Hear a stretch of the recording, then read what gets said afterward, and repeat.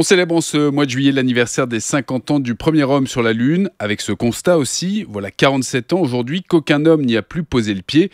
Alors pourquoi n'y est-on pas retourné depuis? Élément de réponse avec Lucas Viglietti, auteur du livre Apollo Confidentiel. Radiolac. Il y a 50 ans, on a marché sur la Lune. Roger 1202, we copy it. Benoît Rouchalot. 35 degrees. Ça coûte beaucoup d'argent de faire une mission lunaire et puis à un moment donné, il fallait faire des choix. Le choix aurait été effectivement de continuer l'exploration de la Lune et d'y installer une base et d'aller plus loin sur Mars avec l'objectif de poser le pied sur Mars en 1982.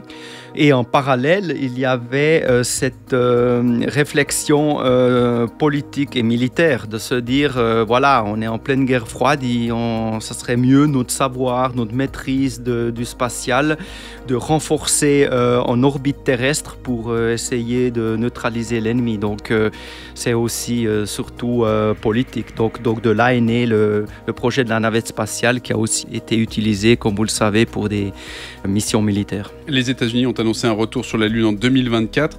L'intérêt, selon vous, de retourner sur la Lune? L'utilité de retourner en 2024 sur la Lune, c'est d'une part d'avoir une base dans l'espace sur la Lune qui nous coûtera beaucoup moins cher qu'une station spatiale comme l'ISS qui est extrêmement fragile et très onéreux en coût de maintenance. Et d'autre part, de franchir la prochaine étape, c'est-à-dire de poser le pied sur Mars. Pourquoi Mars? Parce que les gens ne le savent pas, ou très peu de gens le savent.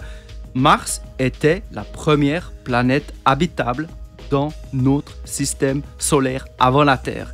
Donc les questions se posent, pourquoi cette planète habitable, donc cette sœur jumelle de la Terre, a perdu son atmosphère, a perdu sa végétation, son eau de surface, est devenue ce désert rouge que l'on connaît. One small step for man. One giant leap for mankind. Lucas Viglietti qui pilote actuellement un immense show consacré justement à Apollo 11 et qui est en tournée dans 18 villes aux États-Unis.